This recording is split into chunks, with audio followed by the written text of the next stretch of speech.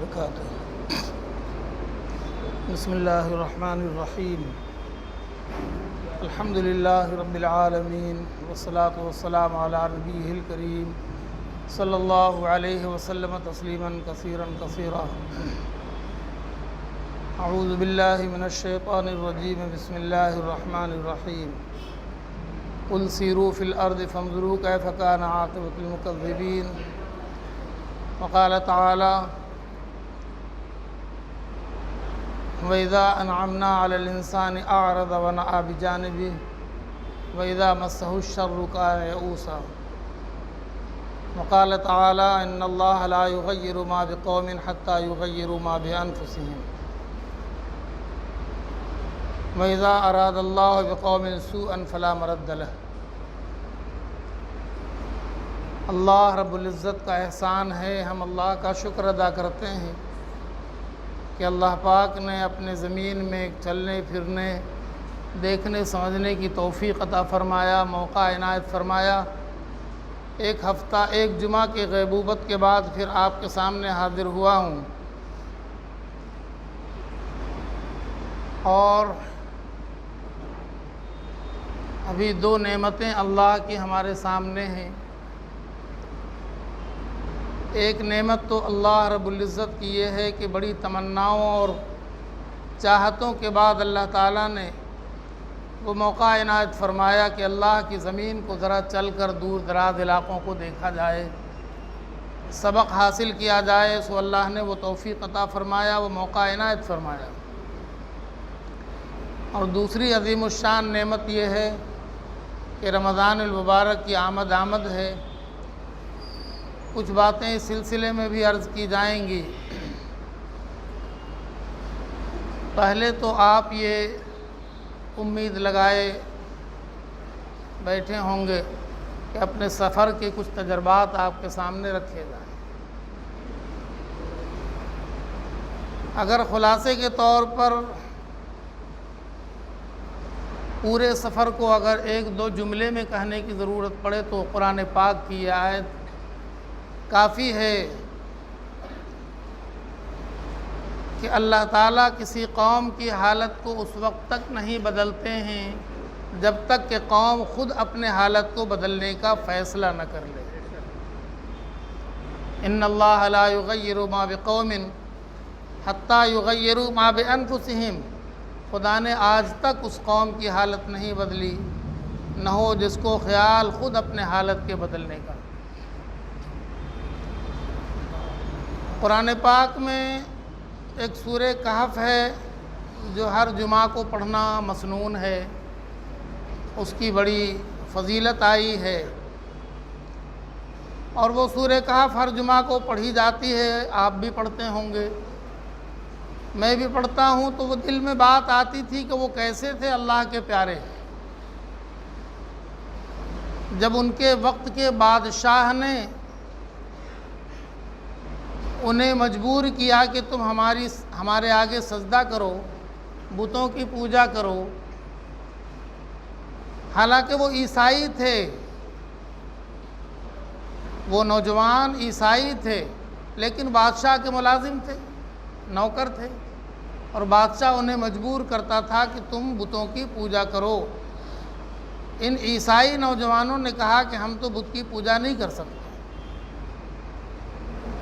تو بادشاہ ناراض ہو گیا، اور بادشاہ کی ناراضگی کوئی آسان نہیں ہوتی جو ہر کوئی جھیل لے اس کو۔ اب یہ نوجوان سمجھ گئے کہ ہماری موت قریب ہے، یا تو ہم اپنے دین سے پھر جائیں، بتوں کی پوجا کرنے لگ جائیں، یا پھر ہم ان کی سزا کا سامنا کریں، ہمیں موت آ جائے۔ تو انہوں نے ایک راستہ اختیار کیا کہ ہم اس بادشاہ کی حکومت سے نکل کر دور دراز کہیں چلے جاتے ہیں، اور وہ چلے۔ ایک غار ملا، پہاڑ زیادہ اونچا نہیں ہے، پست پہاڑ ہے، رقیم علاقے کا نام ہے، جگہ کا نام رقیم ہے، قرآن پاک میں اس کا ذکر آیا ہے۔ وہ چوڑی سی غار ہے، وہ نوجوان اس میں چلے گئے، داخل ہو گئے، اور اس غار کے اوپر 2 سوراخ ہے دائیں اور بائیں اس انداز میں کہ جب سورج طلوع ہوتا ہے تو اس کی کرنیں غار کے اندر نہیں جاتی، اسی طرح جب سورج ڈوبنے لگتا ہے تو اس کی روشنی غار کے اندر نہیں جاتی مگر ہوا جاتی ہے۔ وہ اس غار میں چلے گئے، راستے میں کتا مل گیا، وہ بھی پیچھا پیچھا ان کے ساتھ جا رہا تھا، انہوں نے منع نہیں کیا کتے کو، اور یہ غار میں چلے گئے، جا کر لیٹے، تھکے ہوئے تھے، لیٹے تو نیند آ گئی۔ نیند آ گئی تو اللہ تعالیٰ فرماتے ہیں کہ ہم نے ان کے آنکھ پہ پردہ ڈال دیا اور ان کے کان کو سننے سے بند کر دیا، سننے کی طاقت ان کی سلب کر دیا، مگر سانس چلتی رہی اور وہ کروٹ بدلتے رہے، ان پر نیند طاری ہوئی، لیکن کتنی؟ ہم لوگ بھی سوتے ہیں، آپ لوگ بھی سوتے ہیں، کتنی دیر سوئیں گے؟ کوئی بہت سونے والا ہوگا، سید النوم بھی ہوگا، وہ سید النائمین ہوگا، تب بھی کتنا سوئے گا؟ 10 گھنٹہ 12 گھنٹہ، بہت سوئے گا تو 20 گھنٹہ، اور کیا سوئے گا؟ اور وہ اتنا سوئے کہ 309 سال تک سوئے۔ قرآن پاک کا انداز بھی بڑا نرالا ہے، 300 وازدادوا 9، اس انداز میں بیان کیا کہ 300 سال اور 9 سال، وہ 309 سال تو ایک ہی بار اللہ تعالیٰ بیان فرما سکتے ہیں، مگر اس میں بڑی حکمت ہے۔ قرآن پاک کے ایک حرف میں حکمت ہے، اس کو ہم لوگ نہیں سمجھ پاتے ہیں۔ سال 2 طرح کا ہوتا ہے، ایک سورج سے گنتی ہوتی ہے شمسی، اور دوسرا سال قمری، چاند سے گنتی ہوتی ہے۔ تو چاند سے جو سال گنتی ہوگا تو وہ تھوڑا سا چھوٹا ہوتا ہے، اس میں 29 دن کا بھی ایک مہینہ ہوتا ہے اور 30 دن کا ہوتا ہے، لیکن سورج کے اعتبار سے جو سال گنا جاتا ہے وہ اس سے بڑا ہوتا ہے، 30 دن کا مہینہ ہوتا ہے، اور بعض مہینہ 31 دن کا ہوتا ہے، اور وہ ایک مہینہ ہے جو 28 دن کا ہوتا ہے، فروری۔ تو ان کے سونے کی مدت جو قرآن پاک نے بیان کیا ہے کتنی حکمت کے ساتھ، 300 سنین، 300 سال، یعنی سورج کے اعتبار سے گنو گے تو 300 سال ہوگا، وازدادوا 9، 9 سال بڑھا دو تو وہ چاند کا سال بن جائے گا، چاند کے سال کے اعتبار سے، قمری مہینے کے اعتبار سے 309 سال تک سوتے رہے۔ عام آدمی نہیں سو سکتا ہے، عام آدمی سوئے گا اگر بیڈ پر زیادہ لمبا رہ گیا تو بیڈ سول ہو جاتا ہے نا، اور اگر زمین پر زیادہ لمبا سوئے گا تو مٹی اس کے جسم کو کھا لے گی، لیکن یہ 309 سال تک سوتے رہے، مٹی نے ان کو کھایا نہیں۔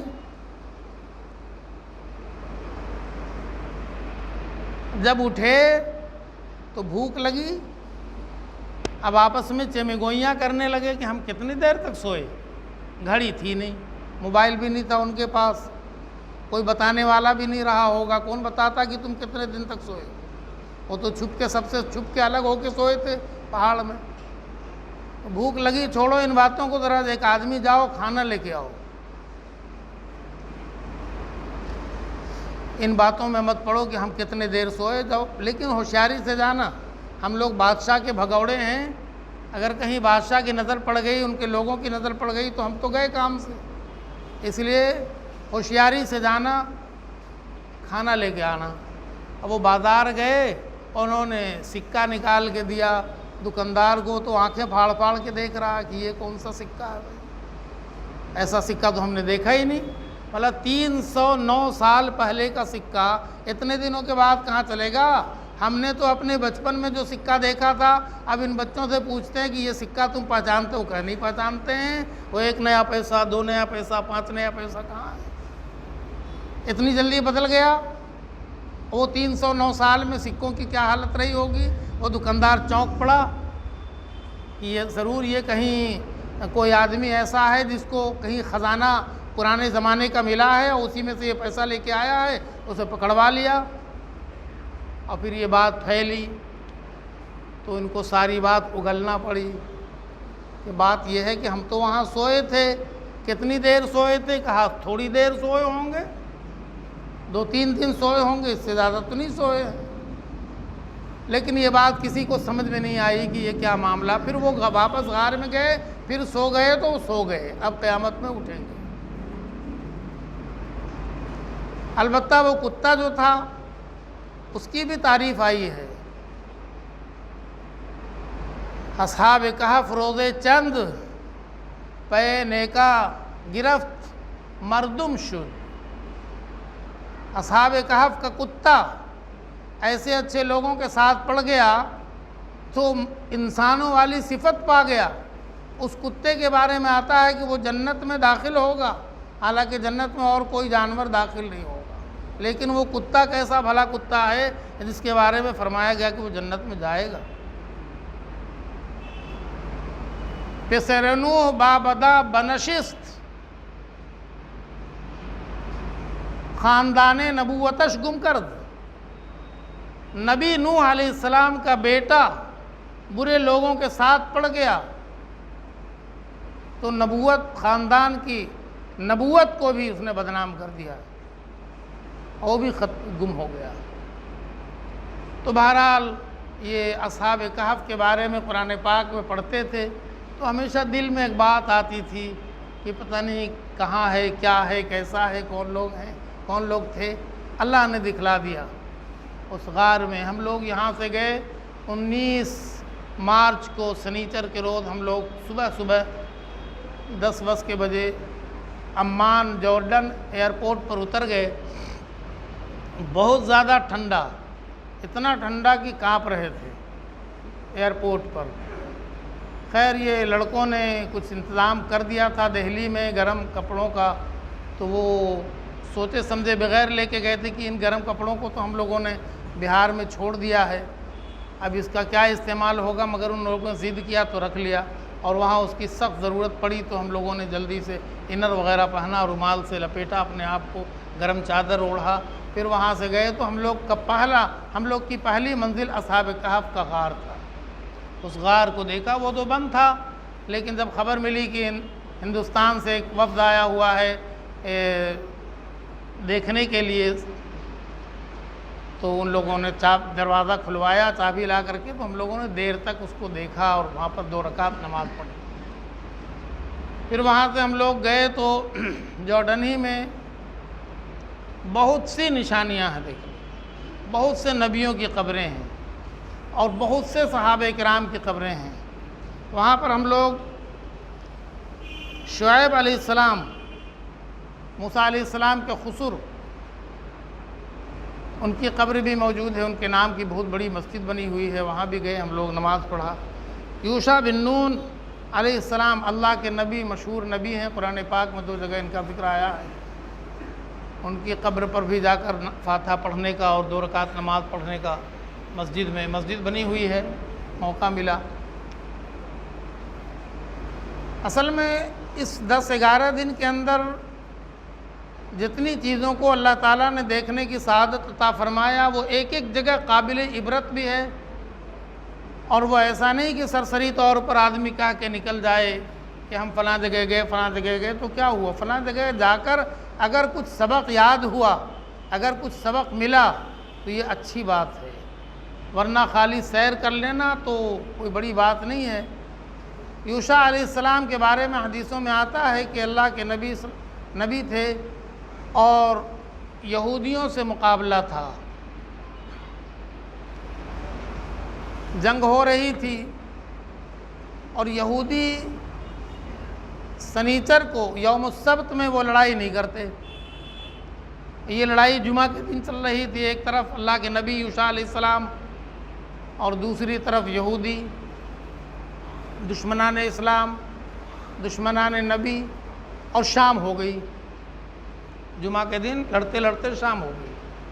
اب یوشع علیہ السلام کے سمجھ میں بات آئی کہ اگر یہ سورج ڈوب گیا اور لڑائی کا فیصلہ نہیں ہوا تو اگلے دن لڑائی بند ہو جائے گی اور ہماری فتح نہیں ہوگی، اسلام کی فتح نہیں ہوگی۔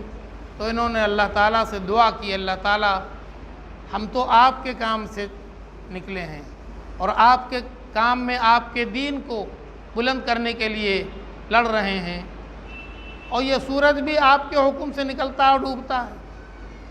اگر یہ سورج ڈوب گیا تو آپ کے نبی کو تو فتح نہیں مل پائے گی، تو اللہ اپنے فضل و کرم سے سورج کو روک دیجئے تاکہ آج کا آج اس لڑائی کا فیصلہ ہو جائے، اور اللہ تعالیٰ نے سورج کو روک دیا۔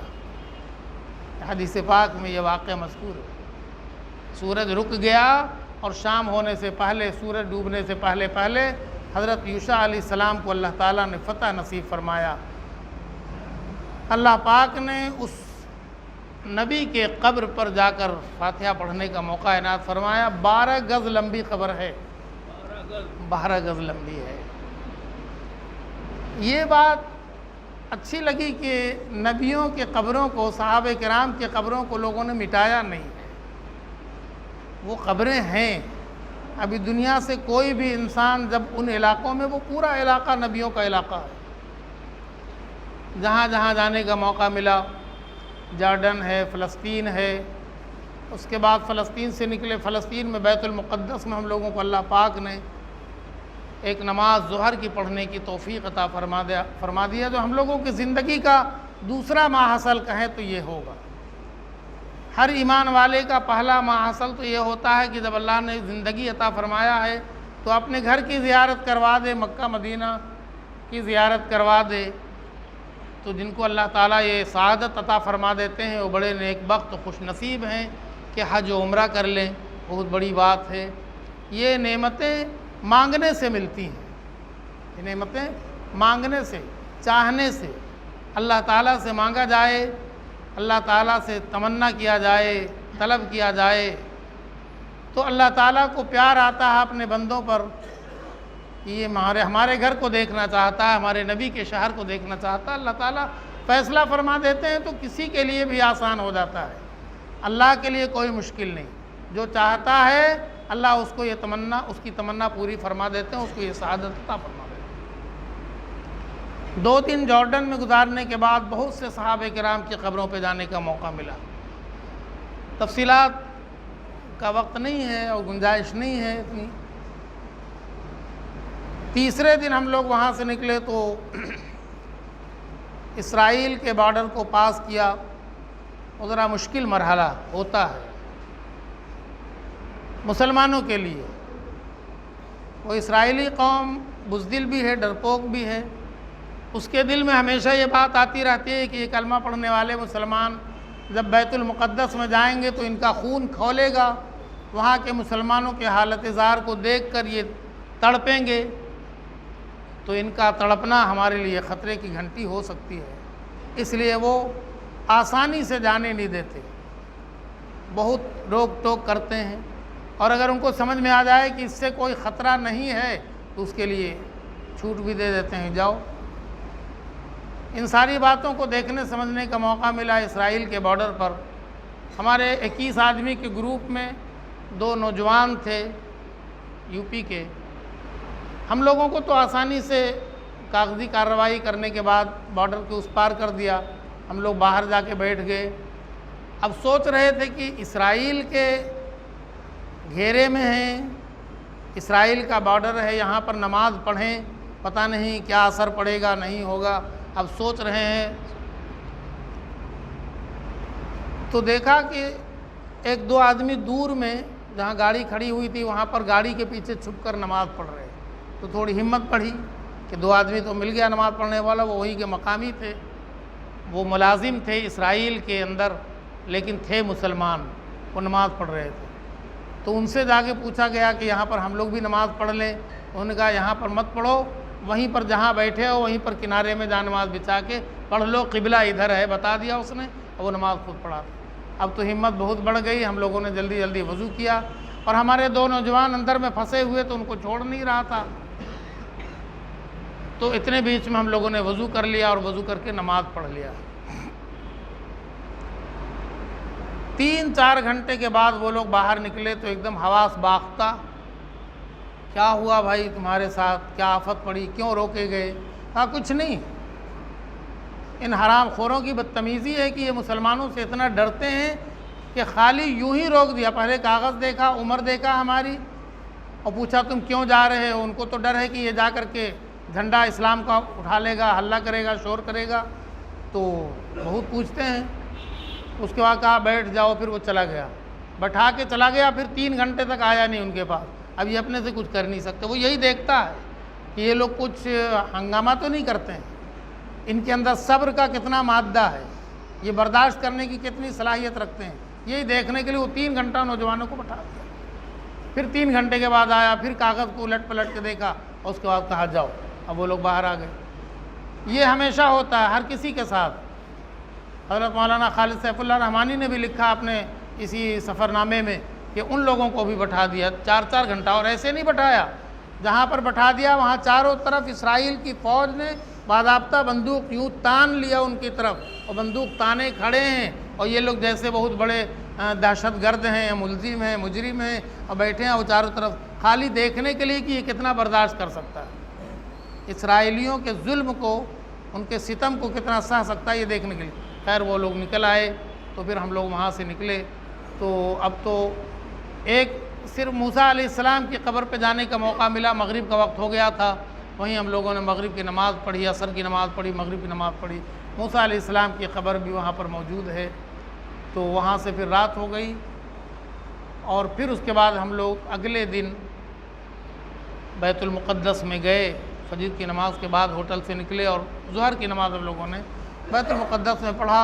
اللہ چاہے تو پھر تفصیلات کچھ آگے کریں گے۔ ابھی یہ ہے کہ اللہ پاک کی دوسری عظیم الشان نعمت جو بن مانگے اللہ پاک عطا فرما دیتے ہیں، وہ ہے رمضان المبارک کا مہینہ۔ میں نے عرض کیا تھا شروع میں کہ نعمتیں کچھ مانگنے اور طلب کرنے سے اللہ پاک عطا فرماتے ہیں۔ کوئی طلب کرتا ہے کہ اس کو حرمین شریفین کی زیارت ہو جائے، حج و عمرہ نصیب ہو جائے، اللہ عطا فرما دیتے ہیں۔ کوئی طلب کرتا ہے کہ اللہ پاک اپنے ان سرزمین کی سیر کرا دے جس کو اللہ نے قرآن پاک میں فرمایا بارکنا حولہ لنریہ من آیاتنا، ہم نے اس زمین کے چاروں طرف برکتیں ہی برکتیں پھیلا دیا ہے، اور ہم اپنے بندوں کو نشانی دکھلانا چاہتے ہیں۔ تو اللہ کی نشانی دیکھنے کی جو تمنا کرتا ہے، اللہ تعالیٰ اس کے لیے وہ نعمت بھی عطا فرما دیتے ہیں۔ اور ایک نعمت ایسی عظیم الشان ہے کہ اللہ تعالیٰ خود بخود عطا فرماتے ہیں۔ حالانکہ ایسی نعمت ہے کہ اس کو اللہ کے پیارے نبی صلی اللہ علیہ وسلم نے مانگا ہے۔ آپ نے گزشتہ 2 جمعہ میں سنا ہوگا کہ اللہ کے نبی صلی اللہ علیہ وسلم باضابطہ دعا فرماتے تھے کہ اے اللہ پاک ہمیں رمضان تک پہنچا دیجئے، اللہم بلغنا رمضان، اے اللہ ہم کو رمضان تک پہنچا دیجئے۔ تو معلوم ہوا کہ رمضان المبارک کا مہینہ ایسا ہے کہ اس کی تمنا ہر ایمان والے کو کرنا چاہیے، اللہ پاک سے مانگنا چاہیے کہ ہمیں تو پتہ نہیں ہماری موت کب ہوگی، لیکن اللہ پاک کے لیے کچھ مشکل نہیں ہے، اے اللہ ہمیں رمضان دکھلا دیجئے، رمضان تک پہنچا دیجئے، کہ وہاں رمضان المبارک کا مہینہ جس کو جو مل جائے تو اس کی ایک ایک نعمت انسان کے لیے بہت بڑی نعمت بن جاتی ہے، ایک ایک ثواب، ایک ایک قدر۔ تو اللہ پاک کے کرم سے وہ رمضان المبارک کا مہینہ آنا چاہتا ہے۔ آج شعبان کی 28 تاریخ ہو گئی، کل 29 تاریخ ہوگی انشاءاللہ تعالی، اور اگر کل چاند نظر آ گیا تو کل سے تراویح شروع ہو جائے گی، اور شام سے چاند نکلنے کے بعد ہی سے وہ رمضان کا مہینہ شروع ہو جاتا ہے، رمضان کی برکتیں شروع ہو جاتی ہیں، اس کے فوائد، اس کے برکات، اس کے فضائل وہاں سے۔ یہ نہیں کہ وہ اگلا دن جب روزہ رکھیں گے تو ہمارا دن تو شروع ہوتا ہے، پہلے رات ہوتی ہے، وہ اسی تاریخ میں ہوتی ہے، پھر دن ہوتا ہے۔ اگر کوئی یہ سوچ لے کہ ابھی تو رمضان نہیں آیا ہے، سیر سپاٹا کر لیں، جب رمضان آ ہی جائے گا مجبوراً تو ہمیں کچھ کرنا پڑے گا، تو ایسے مجبوراً کرنے سے اللہ پاک کو کچھ خوشی نہیں ہوتی۔ یہ تو دیکھیے اب تمنا، آج جمعہ کا دن ہے، آج اور کل میں بہت دوری نہیں ہے۔ پہلے ایسا ہوتا کہ اگر جمعرات کو رمضان شروع ہونا ہوتا اور سنیچر کو جمعہ کو یہ بات بتائی جاتی، ابھی تو 1 ہفتہ ہے، ذرا تھوڑے دن اور ناپاک رہ لیں، تھوڑی دن اور نیند پوری کر لیں، تھوڑی دیر اور بچوں کا پیشاب کپڑوں پر ذرا سا خوشبو کی شکل میں رکھیں، پھر جب رمضان آ ہی جائے گا، میری موت نہیں آئے گی، رمضان پہلے آ جائے گا تو پھر تو نہانا ہی پڑے گا، پھر تو نماز پڑھنا ہی پڑے گا۔ مسلمانوں، یہ اچھی بات نہیں۔ اللہ جب اتنی نعمتیں عطا فرمانا چاہتے ہیں تو ہمیں تو اس سے بڑھ کر اللہ سے طلب کرنا چاہیے، چاہت پیدا کرنا چاہیے۔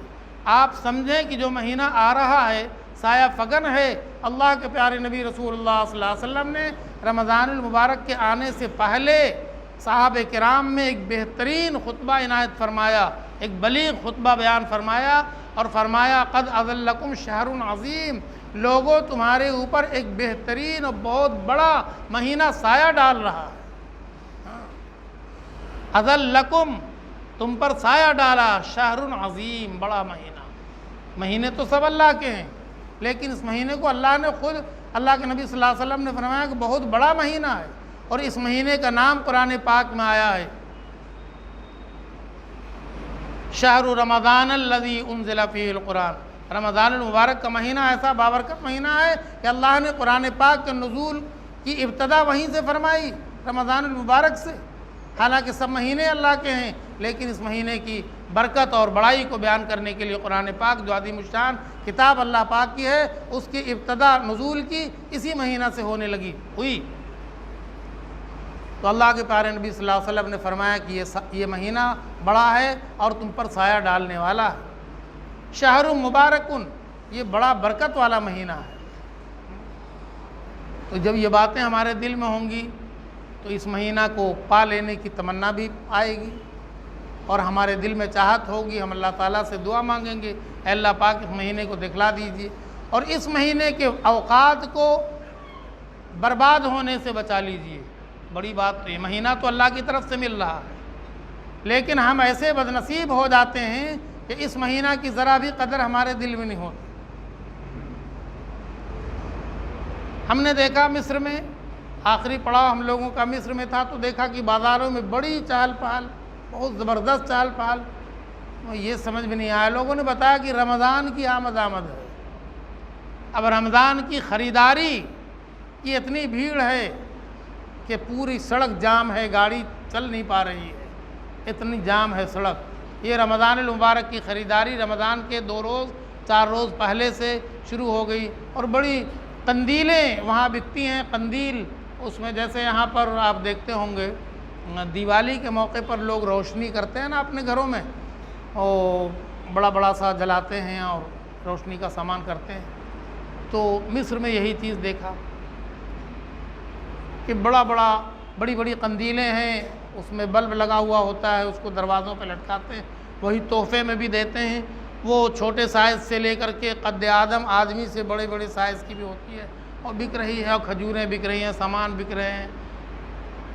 تو ہم لوگوں کو تو گاڑی سے اترنے کی اجازت نہیں تھی، کیونکہ ہم لوگوں کے سفر میں 2-3 آدمی وہاں کے ایسے ہوتے تھے جو بڑی سختی اور پابندی کے ساتھ ہم لوگوں کے ساتھ تھے۔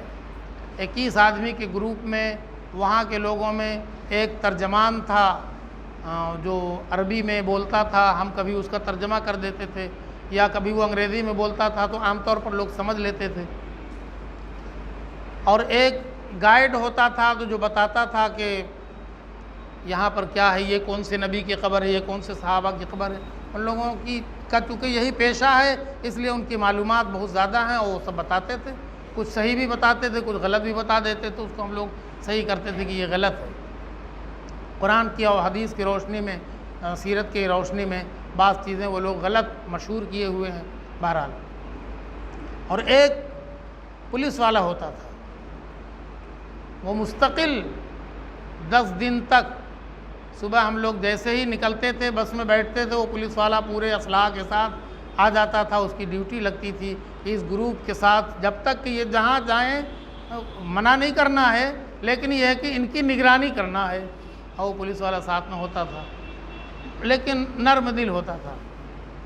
وہ پولیس والا یہاں کی طرح نہیں، ڈانٹ ڈپٹ والا نہیں ہوتا، وہ بس خالی وہ کھڑا ہے اور دیکھ رہا کہ کوئی آدمی مس نہ ہو جائے اس میں سے۔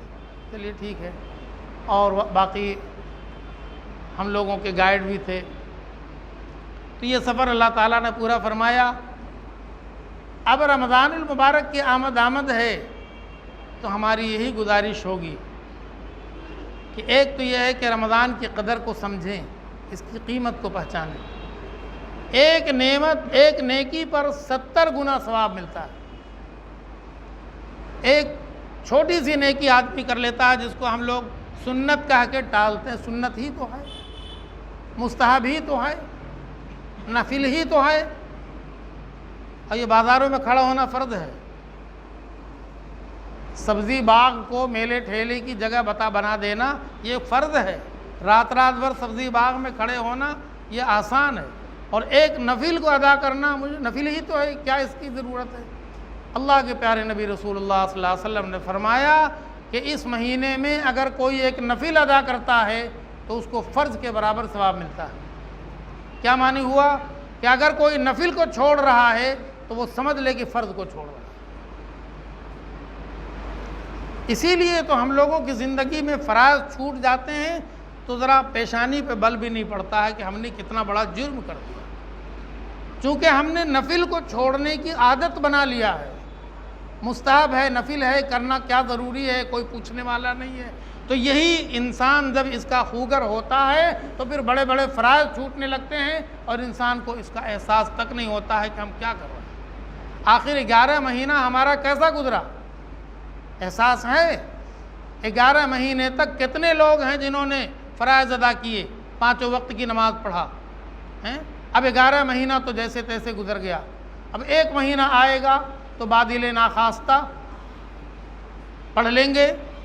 اس میں بھی نوجوانوں کو سوچنا چاہیے کہ حالات بہت خراب ہیں۔ آپ اپنے ملک کے حالات کو دیکھ لیں، اللہ نے ہمیں توفیق عطا فرمایا کہ ہم دوسرے ملکوں کو بھی دیکھ کر آئے۔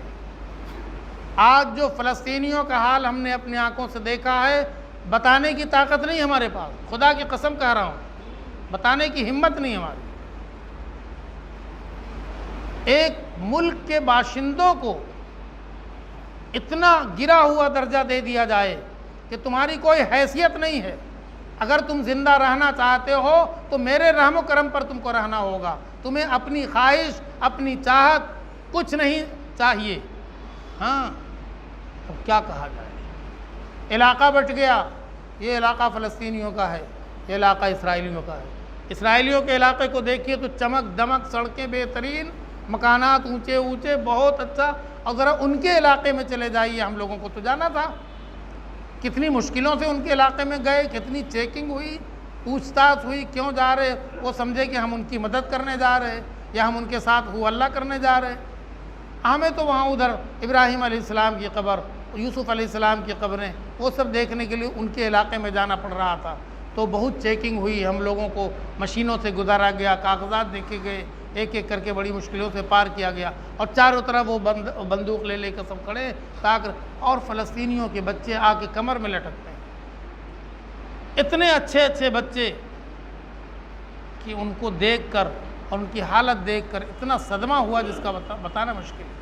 اب وہ اس طرح مانگ رہے ہیں کہ کئی روز سے کھایا نہیں، اتنے بھوکے ہیں، اور ان کی دکانیں سب کی سب بند پڑی ہوئی ہیں، ایک دکان کھلی ہوئی نہیں، ایک آدھ دکان کھلی ہے تسبیح کی، رومال کی، وہ قبر کے قریب میں کہ مسلمان لوگ ادھر آتے ہوں گے زیارت کے لیے تو تسبیح خرید لیں گے، رومال خرید لیں گے، لیکن چونکہ دام اتنا زیادہ ہوتا ہے وہاں پر کہ ہم لوگوں کی تو ہمت ٹوٹ جاتی ہے کہ وہی چیز تو ہمارے پٹنہ میں جو چیز 15 روپے 20 روپے کی مل جائے گی وہاں پر 200 روپے کی 250 روپے کی ملتی ہے، 300 روپے کی، وہاں مصری پاؤنڈ کے اعتبار سے تو افسوس ہوتا ہے، اور وہاں کے پاؤنڈ ڈالر کے حساب سے تو نہیں ہمت ہوتی ہے لینے کی، لیکن مجبوراً غریبوں کو کچھ ڈالر دینا اور پاؤنڈ دینا وہاں پر جو یہ تو اخلاقی فرض بھی ہوتا ہے کہ حالات دیکھ کے بہت افسوس ہوتا ہے۔ یہاں کا نقشہ یہ لوگ چاہتے ہیں بالکل اسی انداز کا بنا دیں، اس کو سن لیجیے آپ، ان لوگوں کا یہی کی پلاننگ ہے یہاں کے لوگوں کی کہ یہاں کا نقشہ وہیں کی طرف بنا دیں۔ اب یہ مسلمان 2 نمبر کے ہو کے رہ جائیں، 3 نمبر کے ہو کے رہ جائیں، ان کا کوئی ڈیمانڈ نہیں، ان کا کوئی مطالبہ نہیں، ان کی کوئی چاہت نہیں، ان کو جیسے چاہیں ہم ان کو رکھیں، جو وہاں پر ہم نے دیکھی۔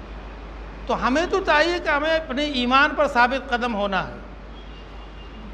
ہم آپس میں جس انداز میں ٹوٹے ہیں یہ ہمارے لیے بہت بڑے خطرے کی گھنٹی ہے۔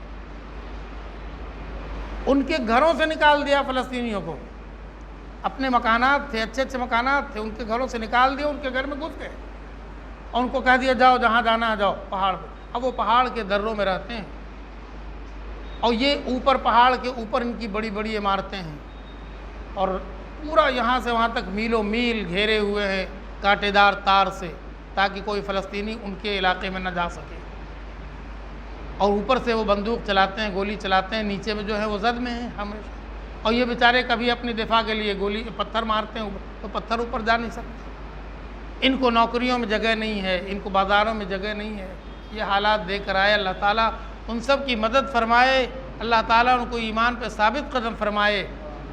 اسی کے ساتھ ساتھ کچھ چیزیں ایسی ہیں جو ناقابل بیان بھی۔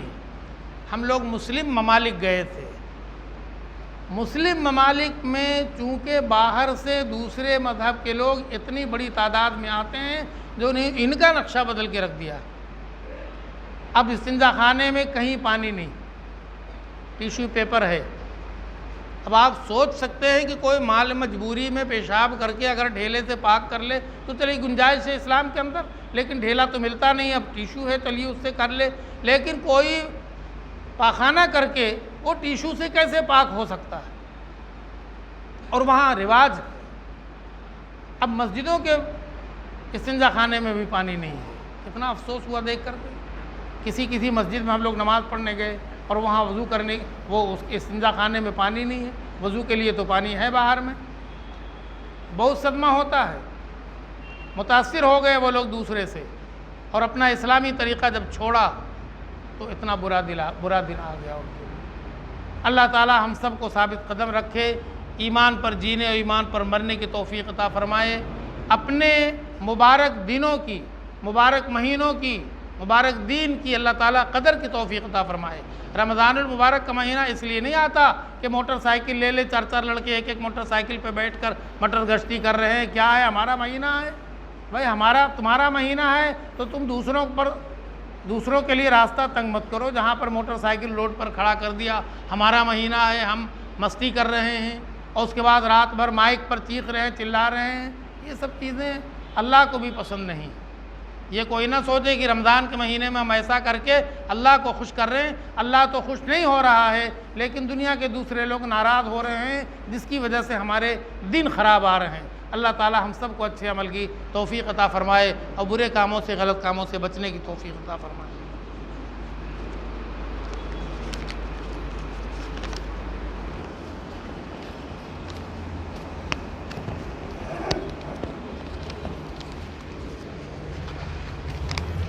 بڑی مسرت کے ساتھ اطلاع دی جا رہی ہے کہ گزشتہ سالوں کی طرح اس سال بھی